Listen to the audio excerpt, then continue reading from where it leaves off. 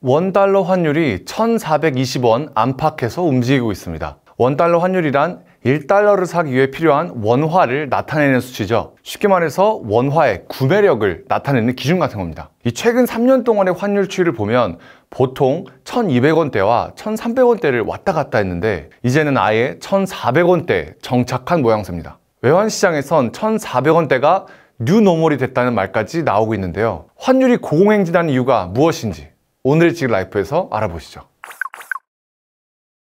사실 환율은 석 달 전쯤에 1,350원대 초반까지 내려가면서 좀 진정되는 모습을 보였습니다. 근데 다들 아시다시피 이재명 대통령이 7월 미국으로 가서 도널드 트럼프 대통령과 만남을 가졌죠. 당시까지만 해도 훈훈한 분위기가 연출됐는데 시간이 지나면서 관세 협상이 난항을 겪고 있다는 소식이 전해지면서 환율이 오르기 시작한 겁니다. 여기에 이달 중국이 갑작스레 희토류 수출 제한 조치를 발표하자 트럼프 대통령이 맞대응으로 중국에 대한 관세를 100% 추가로 올리겠다고 말했죠. 아무래도 우리나라는 수출로 먹고 살다 보니 최대 무역 상대국인 미국과 중국과의 관계 또는 각 나라의 사정에 따라 우리 경제도 휘청일 수밖에 없습니다. 이런 일련의 사건들이 터져 나오면서 환율이 빠르게 치솟았고 얼마 전 달러당 1,450원을 넘기도 했습니다. 결국 한국 경제를 둘러싼 대외 환경의 불확실성이 커지면서 원화에 대한 수요가 약해지고 가치가 급락한 겁니다. 이에 지난 13일 외환당국은 시장의 쏠림 가능성 등에 대해 경계감을 가지고 면밀히 모니터링하고 있다며 구두 개입에 나서기까지 했습니다. 자, 그렇다면 환율이 오르면 무슨 문제가 생길까요? 당장 우리가 직접적으로 체감하는 건 이 해외여행을 갈 때 돈을 더 많이 쓰겠다는 정도입니다. 우선 국가 경제에 발생하는 가장 큰 문제는 수입 가격 상승입니다. 한국 경제의 근간은 제조업이죠.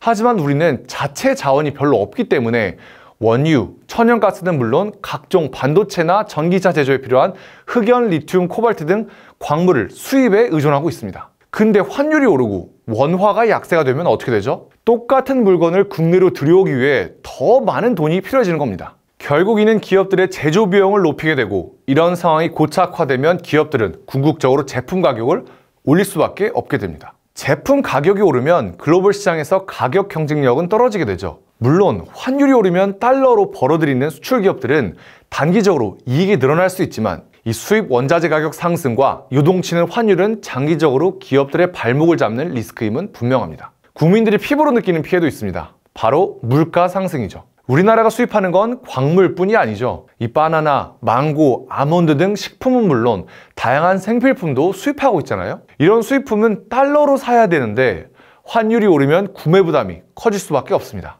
식탁 물가를 비롯한 가계 소비에 직접적인 피해를 주는 건 물론 인플레이션을 자극할 우려가 있는 것이죠.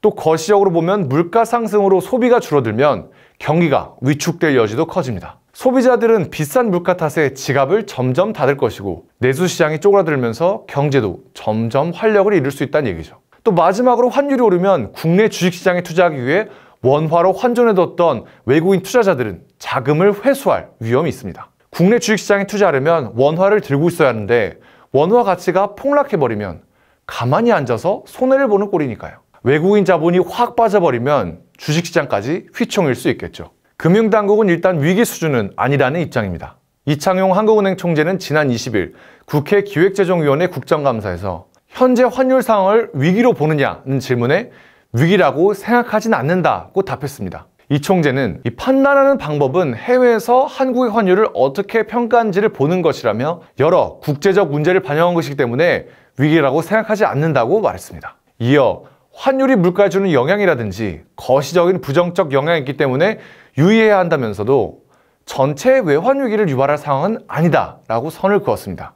또 4,200억 달러가 넘는 외환 보유액을 두고서 충분한 수준으로 생각하고 있다며 시장을 안심시키는 메시지를 보냈습니다. 그럼에도 불구하고 국내 투자자들 사이에서는 원화가 휴지 조각이 됐다, 원화 자산에서 탈출해야 한다는 목소리가 나오고 있습니다. 환율이 시도 때도 없이 요동치는 걸 지켜봤기 때문이겠죠. 미중 무역 갈등이 장기화되고 한미 간 무역 협상도 쉽게 결론이 나지 않고 있기도 하고요. 더군다나 글로벌 경제의 불확실성 증대, 한국의 낮은 경제 성장 전망 등으로 인해 환율이 당분간 높은 수준을 이어갈 것이란 전망이 많습니다.